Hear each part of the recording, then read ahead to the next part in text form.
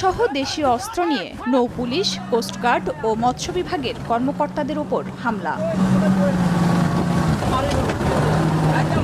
মেঘনা নদীর বরিশালের আলীগঞ্জ এলাকায় নিষেধাজ্ঞা অমান্য করে মাছ ধরছিল জেলেরা। খবর পেয়ে অভিযানে যান কোস্টগার্ড ও মৎস্য বিভাগের কর্মকর্তারা। এ সময় দেশীয় অস্ত্র নিয়ে তাদের উপর হামলা চালায় জেলেরা। এতে মৎস্য কর্মকর্তা সহ কয়েকজন আহত হয়েছেন। হামলার ঘটনায় জড়িত 7 জনকে আটক করে যৌথ বাহিনী।